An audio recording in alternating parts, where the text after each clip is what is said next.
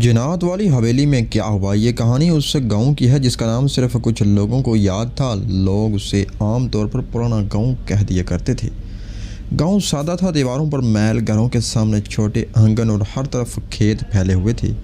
مگر گاؤں کے ایک کنارے پہ ایک پرانی اور آدھی تباہ حویلی کھڑی تھی جس کے بارے میں بچپن سے سنتے آئے تھے کہ وہاں اندھیرے میں ہنسی اور رونے کی آوازیں آتی ہیں۔ بزرگ لوگ اس سے دور رہنے کا کہتے تھے اور بچوں کو اس کے قریب جانے سے ڈراتے۔ یہاں کے مشہور قصے میں وہ رات بھی شامل تھی جب حویلی میں آگ لگی تھی اور پورا گھر راکھ میں تبدیل ہو گیا تھا۔ مگر قابل غور بات یہ تھی کہ راکھ کے بیچ میں کہیں سے بھی لاشیں، جلی ہوئی چیزیں یا انسانی باقیات نہیں ملے۔ یہ بات لوگوں کو مزید الجھا دیتی۔ گاؤں کے باشندے کہتے کہ حویلی کے اندر کوئی خالی سا وجود رہ گیا، کوئی سایہ جو نہ دن میں دکھتا ہے نہ روشنی میں، بس رات کے وقت جب ہوا چلتی کسی کے سانسوں جیسی آواز آتی ہے۔ احمد شہر کے علاقے سے آیا ہوا نوجوان تھا، پڑھا لکھا اور ہمت بھرا۔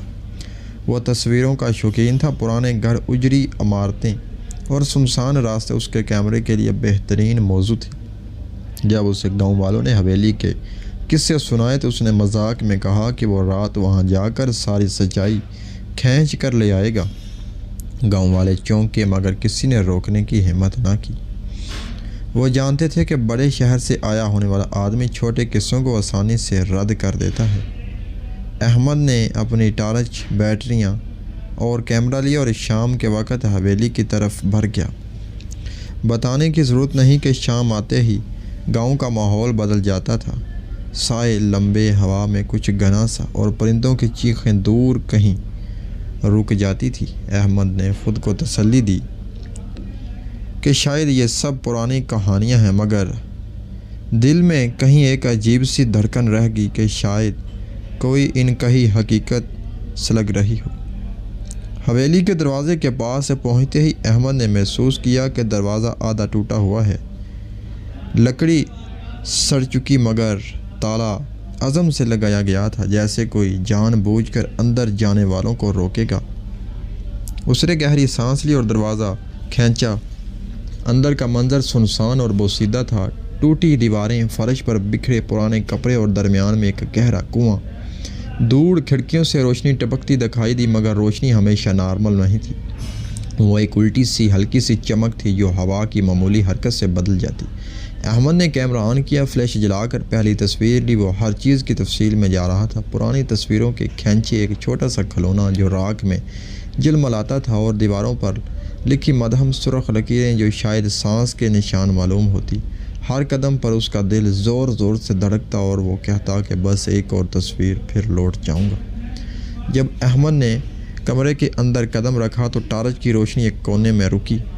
وہاں کسی خلیج سی شکل تھی، ایک سفید کپڑے جیسی چیز جو زمین پر پڑی تھی، مگر جیسے ہی وہ قریب گیا چیز نے حرکت کی اور فوراً ہی رک گئی۔ اس نے آواز لگائی مگر جواب میں صرف ہوا کی سرسراہٹ آئی۔ پھر اچانک ایک چھوٹی سی ہنسی، بچے جیسی مگر بظاہر بے معنی، کمرے کے اندر گونجی۔ احمد نے خود کو ہنسنے پر مجبور کیا اور کہا بس تاثر ہے، فریب، روشنی ہے۔ مگر جب اس نے کیمرہ چیک کیا تو موبائل میں آخری تصویر میں ایک دھندلا سا چہرہ نظر آیا جو پہلے کہیں نہیں تھا۔ اس چہرے کی آنسوؤں سے دھواں سا اتر رہا تھا اور آنکھوں میں وہ سرخی تھی جو زندہ آدمی کی آنکھوں میں نہیں ہوتی۔ اس لمحے ہوا گہری ہوئی اور دروازہ پیچھے کمرے کی طرف زور سے بند ہوا، جیسے کوئی اندر سے جھٹکا دے گیا ہو۔ احمد نے دروازہ زور سے کھولنے کی کوشش کی مگر وہ جیسے جکڑا ہوا تھا۔ اس نے پیچھے مڑ کر دیکھا تو کمرے کے وسط میں ایک چھوٹا سا سایہ بنا تھا، جیسے کوئی آدمی بیٹھا ہو مگر سارا قد ادھورا اور دھندلا سا۔ احمد کی سانسیں رک سی گئی، اس کے ہاتھ کانپنے لگے، مگر وہ خود کو سنبھال کر بولا میں باہر جا رہا ہوں، صبر کرو۔ سائے نے کوئی جواب نہ دیا مگر کمرے کے چاروں طرف لاتعداد سرگوشیاں شروع ہو گئی۔ نامعلوم افراد، الفاظ کی جھلی سی جو سننے میں انسانی زبان جیسی تھی مگر معنی میں کھوئی تھی۔ احمد نے اپنا کیمرہ اونچا کیا اور فلیش کی روشنی میں اس نے دیکھا کہ کمرے کے دیواروں پر ننھے ہاتھوں کے نشانات جیسے کوئی بار بار مار رہا ہو ابھر آئے تھے۔ اس منظر نے اسے ایسے جھٹکے دیے کہ وہ پیچھے کی طرف گرا، مگر وہ زمین پر گر کر بھی سنبھل نہ سکا۔ کمرے کی فضا نے اس کے سینے پر بھاری بوجھ ڈال دیا۔ صبح جب گاؤں والے اس جگہ آئے تو انہیں محض احمد کا بیگ اور کچھ بکھرے سامان ملے۔ احمد خود کہیں غائب تھا۔ لوگ پریشان ہوئے، مگر کسی نے فوراً پولیس بلانے کی ہمت نہ کی۔ وقت تھم سا گیا اور باتیں پھیلنے لگی کہ شاید احمد کو عارضی طور پر کوئی برا کھیل کھیل گیا ہو یا وہ خود کہیں چلا گیا۔ مگر جب وہ کیمرہ کھول کر آخری تصویریں کو دیکھا تو چہرہ کھلے لفظوں میں کچھ بتا گیا۔ وہاں ایک عورت کا دھندلا سا چہرہ تھا، آنکھیں انگاروں کی طرح سرخ اور ہلکا سیاہ، اور گرد ہائے سر کے اندر ایک چھوٹا سا جسم جھول رہا تھا۔ تصویر کے پس منظر میں کنویں کا عکس تھا اور کنویں کے کنارے پر جیسے کسی نے ننگے پاؤں کے نشانات چھوڑے ہوں۔ گاؤں والوں کے اندر خوف کی لہریں دوڑ گئی۔ کچھ نے کہا یہ سب پرانی داستان کا جن نکل آیا، اور کچھ نے سمجھا کہ احمد نے شاید خود کو کسی مشکل میں ڈال لیا۔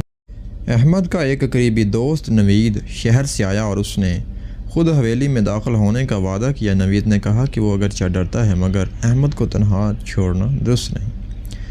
رات کے وقت وہ ٹارچ کے ساتھ گیا اور اندر قدم رکھا۔ اندر کا ماحول اس سے زیادہ خوفناک تھا جتنا کہ کہانیاں بتاتی تھی۔ ہوا ایسی سر تھی جیسے ایک بڑے صحن کے اندر برسوں سے بند ہوا جم ہو۔ نوید نے احمد کا نام پکارا تو کوئی جواب نہ آیا۔ اچانک اس نے کنویں کے پاس ایک کپڑا لٹکتا پایا اور اٹھاتے ہی اس کے حصے پر خون کے خشک داغ دکھائی دیے۔ نوید نے جھٹ سے کنویں میں جھانکا مگر تاریکی اتنی گھنی تھی کہ کچھ بھی نظر نہ آیا۔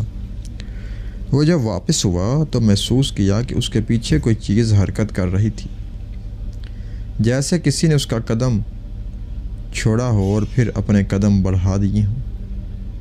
نوید نے دور سے سننے کی کوشش کی تو کانوں میں بڑی خفیف سی سرگوشی آئی، جیسے کوئی آہستگی سے اس کا نام پکار رہا ہو۔ اس نے ٹارچ کو تیز کیا اور دیکھا کہ ایک خاتون نیلے سفید کپڑے میں کھڑی ہے، بال کھلے، چہرہ دھند سے ڈھکا ہوا، آنکھوں میں سرخی جل رہی تھی۔ وہ ایک پل کے لیے نظر آئی پھر غائب ہو گئی۔ نوید کا خون جما، اس نے بھاگنے کی کوشش کی مگر راستے پر چیزیں اچانک سڑکنے لگی اور ہر قدم کے ساتھ جیسے کوئی تیز سانس اس کے قریب آتی رہی۔ وہ باہر پہنچا تب تک اس کے کپڑے گیلے ہو چکے تھے، اس کے ہاتھ کانپ رہے تھے اور اس کی آواز نکلی کہ وہ ہمیں پکڑ رہی ہے۔ سب لوگ اسے پاگل سمجھنے لگے مگر اس کی آنکھوں میں وہ وحشت صاف نظر آتی تھی جو اندر سے کسی چیز نے چیڑ دی ہو۔ وہ راتیں آئیں اور گئیں، گاؤں میں لوگ محتاط رہنے لگے، بچے باہر کھیلنے سے کترانے لگے اور بزرگ بند دروازوں کے پیچھے بیٹھ کر اپنے ہاتھ جوڑتی۔ حویلی کی کہانی بڑھتی گئی اور ہر کوئی اپنے انداز سے واقعے کو بیان کرتا گیا۔ کچھ کہتے کہ یہ عورت زمیندار کی بیوی تھی جس نے اپنی اولاد کے ساتھ خودکشی کی تھی، کہ وہ کسی بدروح کی پھانسی تھی جس نے حویلی کو اپنی گرفت میں لیا ہوا تھا، مگر حقیقت میں کوئی بھی مکمل سچ نہیں جان سکا۔ نوید شہر واپس گیا مگر اس کی آنکھوں میں وہ چمک کبھی نہ گئی۔ وہ اکثر راتوں کو چینخ کر جاگ جاتا اور کہتا کہ کمرے میں ننھے قدم آتے ہیں، کوئی چھوٹا سا ہنستا ہے اور کوئی سرگوشی کہتی ہے واپس آ جا۔ مہینے گزرے تو ایک دن گاؤں میں ایک بزرگ عالم حضرت آئے جو دور دراز دیہاتوں میں دعا، عملیات اور مسائل حل کرنے کے لیے جانے جاتے تھے۔ لوگوں نے ان سے مدد مانگی۔ عالم نے حویلی کا معائنہ کیا، پھر رات کو جب وہ دعا کرنے بیٹھے تو انہوں نے خاص نمک، قرآن کی تلاوت اور مخصوص آیات پڑھیں۔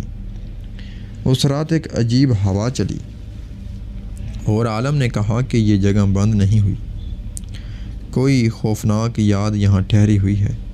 انہوں نے بتایا کہ یہاں ایک روح ہے جو ٹوٹے وعدوں اور کڑوے رازوں کی بنا پر مستقبل بے چین ہے۔ انہوں نے کہا کہ اگر کوئی اس روح کو سکون دینا چاہیے تو اسے وہ روز سامنے لانا ہوں گے جو مٹی کے اندر دبے ہوئے ہیں، اور اس کے لیے ایک بزدلانہ سچائی کا سامنا درکار ہوگا۔ گاؤں والے ڈرے مگر کچھ نہ کہا۔ کہ اب اور رہنے کا مطلب اپنے گھر والوں کو خطرے میں ڈالنا ہے۔ تب ایک بوڑھا کسان آگے بڑھا جس کا نام رحیم تھا۔ اس نے اعتراف کیا کہ اس کی نانی نے ہمیشہ کہا تھا کہ اس حویلی میں سچ چھپا ہوا ہے، مگر اس نے کبھی کھولا نہیں۔ اس نے بتایا کہ اس کے دادا اور حویلی کا ایک پرانا زمیندار ایک دور میں آپس میں جھگڑے میں پڑ گئے تھے، اور رات کے اندھیرے میں کچھ ایسا ہوا کہ ایک خاندان کے لوگ چلے گئے اور کوئی جواب نہ دیا۔ رحیم نے کہا کہ اس راز کو چھیڑنے سے پہلے ہمیں اپنے آپس کے چھپے ہوئے رشتوں، خطوں و کتابت اور وہ کاغذات کھولنے چاہیے جو دورانیے میں نظر انداز ہوگی۔ یہ بات سن کر نوجوانوں میں ایک نئی کوشش جاگی، شاید اگر وہ سچ سامنے لا سکیں تو اس سے روح کو سکون مل جائے اور حویلی کا سایہ ہلکا ہو جائے۔ گاؤں کے کچھ جوانوں نے مل کر خاطر خواہ کوشش کی۔ انہوں نے گہری کھدائی کی، پرانے صندوق کھولے اور چند خط اور تصاویر نکلی، جن میں سے ایک چھوٹی سی لڑکی کی تصویر تھی جس کے ہاتھ میں کھلونا تھا اور آنکھوں میں وہی سرخی۔ ایک خط میں لکھا تھا کہ ہمیں چھپا دو، وہ جب آئے گا تو سب ختم ہو جائے گا۔ خط پڑھ کر سب کے دل ابھر آئے۔ ایسا محسوس ہوا جیسے کوئی صدیوں پرانا راز تازہ ہوا ہو، مگر جو چیز سب کو ڈرا گئی وہ ایک دوسرا خط تھا جس میں دھندلے حروف میں ایک نام لکھا تھا۔ احمد کا نام نہیں، مگر وہ نام جس کی آواز کھانے پینے کی بیچ کبھی کبھی سنائی دیتی تھی۔ اس خط نے سب کو حیران کیا کہ شاید حویلی گاؤں کے درمیان کوئی خطرناک رشتہ ہے جو بس چھپتا رہا۔ رات کو جب گاؤں والے پھر سے حویلی کے قریب جمع ہو رہے تھے تو ایک خاموشی سی چھا گئی۔ کسی نے سابق خط پڑھ کر کہا کہ ہمیں اب حویلی کے اندر جانا ہوگا، راز کھولنا ہوگا یا یہ سایہ ہمیں سکیڑ دے گا۔ وہ نوجوان جو کھدائی میں شامل تھے اپنے دل میں ایک خاص قسم کی ہمت لپیٹ کر اندر گئے، مگر اندر قدم رکھتے ہی وہاں کی فضا بدل گئی۔ دیواروں سے سرگوشی، کنویں سے ہلکی سسکی اور زمین سے ایک خفیف سانس جیسا اثر۔ وہ آگے بڑھے، ہر طرف ان کی ٹارچ روشنی جا رہی تھی۔ تو ایک عکس نے سب کی طرف دیکھا، ایک چھوٹی سی کرسی جس پر کھلونا پڑا تھا اور کھلونے کے پاس ایک چھوٹا جوتا۔ جیسے جیسے وہ قریب گئے کھلونے خود ہی ہلنے لگی اور پھر ایک بچی جیسی آواز نے کہا، کھیلنے؟ اس لمحے ہر ایک کے اندر وہی خوف گھس آیا جیسے الفاظ میں بیان کرنا مشکل تھا۔ ایک ایسا خوف جو یاد دلاتا تھا کہ کچھ سوالات کے جواب تلاش کر لینا خطرناک ہوتا ہے۔ جب روشنی ٹمٹمائی تو کمرے میں ایک عورت کھڑی تھی، بال کھلے، آنکھیں سرخ، اور اس کے ہاتھ میں ایک شمع جلی ہوئی تھی، مگر وہ انسان نہ تھی۔ اس کا وجود دھندلا اور آواز میں ایک سناٹا تھا جو کان کھینچ لے۔ اس نے آہستہ سے کہا، تم نے میرا بچہ چھینا ہے۔ اور پھر اس کا چہرہ اس قدر نڈھال ہو گیا کہ جیسے اس کے اندر کی ہر چیخ باہر آئی ہو۔ لوگوں نے قدم پیچھے کیے، مگر ایک بوڑھی عورت نے آ کر اپنی انگلیاں جوڑی اور کہا، ہم نے تمہیں بلا دیا، سچ بتا دو تو تمہیں سکون ملے گا۔ عورت نے ایک گہرا سا ہنسنا شروع کیا، پھر زبان میں کوئی ایسی لکیریں نکالی جو سب کی آنکھوں کے سامنے بدل گئی۔ وہ واضح طور پر بوڑھی کہانیوں کی جھلک نہیں تھی، بلکہ ایک تالاب جیسی گہرائی تھی جس میں سفیدی میں کالے دھبے تیر رہے تھے۔ اچانک ہوا کا ایک زوردار دھماکہ اور ادھر ادھر کے سائے ایک دوسرے میں مکس ہو گئے۔ زمین ہلکی سی کمپن سے کانپ اٹھی اور اس کے پیچھے کنویں سے کسی نے منہ سے آواز نکالی، واپس جاؤ۔ ایک نوجوان نے حوصلہ دکھایا اور کنویں کے کنارے جھک کر دیکھا تو اندر ایک تجدیدی عکس ابھرا، کوئی شکل، کوئی عنوان، بس ایک سایہ جو مسلسل بڑھتا جا رہا تھا۔ وہ سایہ پلٹ کر باہر آیا تو سب نے دیکھا کہ وہ سایہ کسی کی طرف بیٹھ گیا، ایک ایسے آدمی کی طرح جس کے دل میں بہت سی کرواہٹیں تھیں۔ اس نے آنکھوں میں گھور کر کہا، جو لوگ چھپاتے ہیں ان کے بعد سایہ رہ جاتا ہے۔ اس جملے نے سب کو ہلا دیا۔ ایسا لگا جیسے اصل قصہ بھی سامنے آ رہا تھا، اور جنہوں نے خاموشی اختیار کی تھی۔ وہ سب پردہ اٹھانے سے ڈر رہے تھے۔ بالآخر جب صبح کی پہلی کرن آئی تو حویلی کا سارا منظر بدل چکا تھا۔ کچھ لوگوں نے دل کھول کر سچ مان لیا، کچھ نے اپنے ہاتھ جوڑ لیے اور کچھ نے وہاں سے بھاگ کر کہا کہ یہ جگہ انہیں رب سے جدا کر دیتی ہے۔ جو سچ باہر آیا وہ سیدھا سادہ نہیں۔ حویلی میں صدیوں پہلے جو کچھ ہوا تھا اس کی وجہ آپس کے رشوت، سازش اور ایک بچے کی چھپائی ہوئی موت تھی۔ جب اس راز کو قبول کیا گیا، جب دعائیں پڑھی گئی اور قبر کے پاس ایک چھوٹی سی جگہ پر کوئی پھول رکھے گئے تو اس رات عجیب سکون آیا۔ وہ سایہ غائب نہ ہوا مگر اس کی حرکت کرنے کا طریقہ سنبھل گیا، جیسے کسی نے اس کے زخموں پر نمک چھڑکا ہو۔ احمد کہیں واپس نہ آیا مگر نوید نے وہی جگہ چھوڑ دی اور شہر چلا گیا۔ گاؤں والوں کی راتیں پہلے جیسی نہ رہی مگر وہ سیکھ گئے کہ ہر راز جو زمین میں دب جائے اسے آنکھوں سے نہیں بلکہ دلوں سے نکالنا پڑتا ہے۔